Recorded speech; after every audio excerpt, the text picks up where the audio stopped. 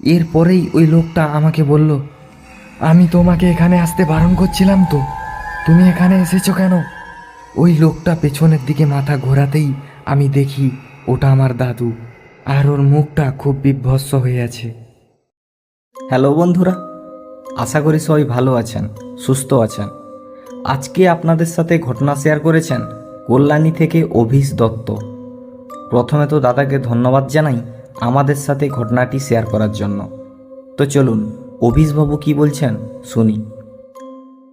বন্ধুরা, প্রায় প্রতিটা পরিবারে এমন একজন মানুষ থাকে যাদের কিছু অদ্ভুত অদ্ভুত স্বভাব থাকে। সেরকমই আমার দাদুর কিছু অদ্ভুত স্বভাব ছিল। আমার দাদু হঠাৎ হঠাৎ উধাও হয়ে যেতেন, আবার কিছুদিন পরে ফিরেও আসতেন।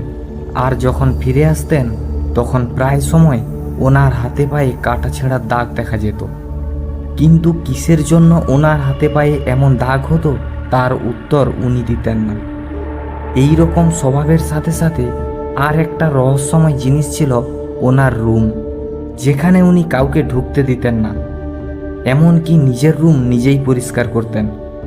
ছোটবেলা একদিন খেলতে খেলতে আমি রুমটার কাছে চলে যাই, আর ওখানে যেতেই আমি কিছু অদ্ভুত শব্দ শুনতে পাই। তাই আমি কৌতূহলবশত নিচু হয়ে দরজার নিচের ফাঁক দিয়ে ভেতরে দেখার চেষ্টা করি। ভেতরের দিকে উঁকি মারতেই আমি দেখি রুমের ভেতরে একটা কালো ছায়ামূর্তি, আর রুমের ভেতর থেকে ভেসে আসা রক্ত, যেটা দেখতে দেখতেই আমার পা ভিজিয়ে দিল। আমি ছোট ছিলাম, তাই এসব দেখে আমি অনেক ভয় পেয়ে ওখানেই অজ্ঞান হয়ে পড়ে গেছিলাম। তারপর যখন আমার সেন্স ফেরে তখন আমি দেখি আমার মা আমাকে বকছেন, বলছেন, তুমি রোদে রোদে কেন খেলছিলে? দেখলে তো রোদে রোদে খেলার জন্য তোমার আজ এমন হলো। মায়ের কথা শোনার পর আমি মাকে যা কিছু ঘটেছে সব কথা খুলে বলতে চাইলাম, কিন্তু দাদু এসে আমাকে কিছু বলতে দিলেন না। তারপর সারাদিন দাদুর সাথে আমার আর কোনো কথা হয়নি। তারপর থেকে দাদুর ঘরে সব সময় তালা লাগানো থাকতো, আর ওই দিকে যাওয়ার অনুমতি কারুর ছিল না। এর বেশ কিছুদিন পরে দাদু মারা যান, আর আমরাও ওই বাড়ি ছেড়ে শহরের বাড়িতে চলে আসি। এখানে এসে এভাবেই অনেক দিন কেটে যায়।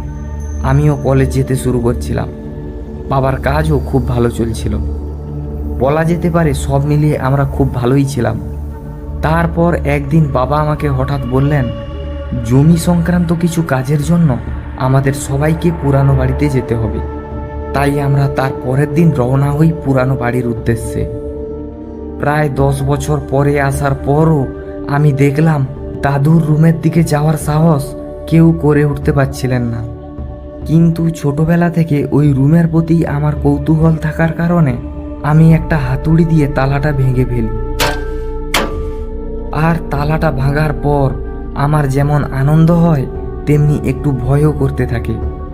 তবে ছোট থেকে দেখে আসছি ওই রুমে দাদু কাউকে ঢুকতে দিতেন না, তাই একটু কৌতূহল বশতই রুমের দরজাটা খুলে ফেলি। আর দরজা খুলতেই আমি দেখতে পাই রুমের ভেতরে অনেকগুলো আলমারি আছে, আর ওই আলমারিগুলোতে অনেক অদ্ভুত অদ্ভুত জিনিস রাখা আছে, যেমন অনেকগুলো কলসি লাল কাপড়ে বাঁধা, আর চীনামাটির প্লেট, এইসব ছাড়াও আরও অনেক কিছু জিনিস। তবে রুমের মাঝ বরাবর একটা সুন্দর ঘরের ছবি ছিল, যেটা দেখে আমার মনে হলো এত সুন্দর ছবি এই বন্ধ ঘরে ভালো লাগবে না। তাই আমি ওটাকে নিয়ে বেরিয়ে এলাম, আর দরজাটা খোলা রেখেই চলে এসেছিলাম। তারপর আমরা রাতের খাওয়া শেষ করে যে যার রুমে এসে শুয়ে পড়লাম। কিন্তু রাতে হঠাৎ আমার ঘুম ভেঙে যায়। ঘুম ভাঙতেই আমি দেখি একটা নদীর মাঝে আমি দাঁড়িয়ে আছি, আর নদীর স্রোত আমাকে ভাসিয়ে নিয়ে যাচ্ছে। আমি কি করে এখানে এলাম সেটা ভাবার জন্য আমার হাতে সময় ছিল না। তার আগে আমায় নিজেকে বাঁচাতে হতো, তাই আমি প্রাণপণ চেষ্টা করে নদীর কিনারাতে এলাম। কিন্তু কিনারাতে এসে আমি যা দেখলাম সেটা দেখে আমার পায়ের নিচের মাটি সরে গেল। আমি ওই ঘরটাকে দেখলাম, যেটা দাদুর রুমে থাকা ছবির মধ্যে ছিল। তারপর একটু নজর দিয়ে দেখার পর আমার মনে হলো আমি তো আমাদের পুরানো বাড়ির সামনেই আছি, যার হল ঘরে আমি এক্ষুনি শুয়েছিলাম। আর এটা ভেবেই আমার মনটা একটু শান্ত হয়ে গেল। তবে এই সব কিছু আমার কাছে স্বপ্ন মনে হচ্ছিল। তাই এই দুঃস্বপ্নটা ভাগানোর জন্য আমি ওই বাড়িটার দিকে ছুটে গেলাম। আর বাড়ির সামনে পৌঁছাতেই আমি চোখ বন্ধ করে নিলাম। আমি ভেবেছিলাম যদি এই দুঃস্বপ্নটা কেটে যায়। ঠিক তখনই কেউ একটা ভারী জিনিস দিয়ে আমার মাথাতে আঘাত করলো আর আমি সেন্সলেস হয়ে পড়লাম। কিন্তু তারপর যখন আমার সেন্স ফেরে তখন আমি দেখি আমি একটা ঘরের ভেতরে পড়ে আছি। আর ঘরের চারিদিকে দেখতেই আমি অনেকগুলো ল্যাম্প দেখতে পেলাম, যেগুলো দেখে অনেক পুরানো মনে হচ্ছিল। তবে ঘরের গ্রাউন্ড ফ্লোরে কোনো ঘর ছিল না, শুধু সামনে একটা সিঁড়ি ছিল। আর ওই ঘরটা দেখে মনে হচ্ছিল কেউ যেন অনেক দিন ধরে এই ঘরে আসেনি, কারণ পুরো ঘরটাতে ধুলো আর ফাঁদে ভর্তি হয়েছিল। কিন্তু আমি আর কোনো রাস্তা না পেয়ে সিঁড়ির দিকে যেতে থাকি। তবে সিঁড়ির দিকে যেতেই আমি দেখি সিঁড়ি দিয়ে রক্ত ভেসে আসছে। আর ওই রক্ত কখন ভেসে এসে আমার পাগুলো ভিজিয়ে দিয়েছে সেটা আমি বুঝতেই পারিনি। আমার হাত পা একদম ঠান্ডা হয়ে আসছিল। আমার ওই ছোটোবেলার কথা মনে পড়ে যাচ্ছিল, যখন দাদুর ঘরের সামনে থেকে রক্ত ভেসে আসছিল। আমি কিছু বুঝতে পারছিলাম না, তাই সিঁড়ি বেয়ে আমি ওপরে চলে গেলাম। আর ওপরে যেতেই আমি দাদুর ওই বন্ধ ঘরটা দেখতে পেলাম। এবং ছোটোবেলার মতোই আমি যখন দরজার নিচ দিয়ে ভেতরে দেখতে গেলাম, তখন আমি আবার ওই পুরানো ছায়া মূর্তিটাকে দেখলাম।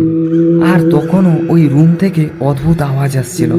তখন রুমে তালা লাগানো ছিল না, তাই আমি যখন রুমের দরজা খুলে ভেতরে ঢুকলাম, তখন আমি দেখলাম একজন বয়স্ক লোক ওই ছবিটার সামনে বসে ওই ছবিটার দিকে তাকিয়ে আছে। এরপরেই ওই লোকটা আমাকে বলল, আমি তোমাকে এখানে আসতে বারণ করছিলাম তো, তুমি এখানে এসেছো কেন? এটা শোনার পর আমি খুব অবাক হয়ে গেছিলাম, কারণ ওই লোকটার গলা একদম আমার দাদুর মতো ছিল। এই সব শুনে আমি খুব ভয় পেয়ে গেছিলাম। ভয়ের চোটে আমি চিৎকার করে উঠি। আর আমার চিৎকার শুনে ওই লোকটা পেছনের দিকে মাথাটা ঘুরিয়ে দেয়। ওই লোকটা পেছনের দিকে মাথা ঘোরাতেই আমি দেখি ওটা আমার দাদু। আর ওর মুখটা খুব বিভৎস হয়ে আছে। ওর গায়ের চামড়াগুলো নিচের দিকে ঝুলে আছে, তার সাথে সাথে ওর মুখের হাড়গুলোও দেখা যাচ্ছে। এইসব দেখে আমার হাত পা কাঁপতে থাকে। তার কিছুক্ষণের মধ্যেই আমি সেন্সলেস হয়ে ওখানেই পড়ে যাই। এরপর যখন আমার সেন্স ফেরে তখন আমি দেখি আমি আমার রুমের মধ্যেই আছি, আর বাড়ির সবাই তখনও শুয়ে আছে। এরপর যখন আমার পায়ের দিকে আমার নজর গেল, তখন আমি দেখলাম আমার পায়ে রক্ত নেই, তবে অনেকগুলো কাটা দাগ আছে। আর ওই ছবিটা ঠিক আমার সামনেই আছে। তাই তার পরের দিন সকালে উঠেই আমি ওই ছবিটা দাদুর ঘরে রেখে আসি, আর ওই ঘরটা বন্ধ করে দেই। তারপর মা বাবাকে আমার সাথে ঘটে যাওয়া সব কথা জানাই। আমার সব কথা শুনে প্রথমে তো মা বাবা আমাকে খুব বকাবকি করেন। তারপর বলেন আমার দাদু ভূত প্রেত দেখতে পেতেন, আর কারোর শরীরে ভূত প্রেত থাকলে উনি ওনার মন্ত্র বলে তাদের তাড়িয়ে দিতেন, কারণ উনি একজন তন্ত্র সাধক ছিলেন। আর কখনো কখনো ওনার শরীরে যে কাটা দাগ দেখা যেত সেগুলা ওই ভূত প্রেতদের প্রভাবেই ঘটত। সেই জন্যই উনি ওনার সব জিনিসপত্র ওই ঘরটাতে রাখতেন, আর কাউকে ওখানে ঢুকতে দিতেন না। এই সব শোনার পর আমি খুব অবাক হয়ে গেছিলাম। আমি শুধু মনে মনে ভাবছিলাম যেন আর কোনো দিন আমাকে এই ভূত প্রেত দেখতে না হয়। এরপরেই আমাদের বাড়িতে একটা পূজা করা হয়, আর আমার দাদুর ঘরটা সারা জীবনের জন্য বন্ধ করে দেওয়া হয়। তো বন্ধুরা, এই ছিল আজকের ঘটনা। আপনারা চাইলে আপনাদের সাথে ঘটে যাওয়া ঘটনাগুলি অশরীরীর ডাকে শেয়ার করতে পারেন। তার জন্য আমি ডেসক্রিপশন বক্সে আমাদের জিমেল আর হোয়াটসঅ্যাপ নাম্বারটি দিয়ে রেখেছি। আর বন্ধুরা, এই ঘটনাটি আপনাদের কেমন লাগলো তা কমেন্ট করে বলুন। ভালো লাগলে অবশ্যই ভিডিওটিতে একটি লাইক করে তাড়াতাড়ি চ্যানেলটি সাবস্ক্রাইব করে নোটিফিকেশান বেলটি অল করে নিন। আজকে এই পর্যন্ত, দেখা হচ্ছে পরের ভিডিওতে আপনাদের পাঠানো কোনো সত্য ঘটনা নিয়ে। ততক্ষণ সবাই ভালো থাকুন, সুস্থ থাকুন। শুভরাত্রি।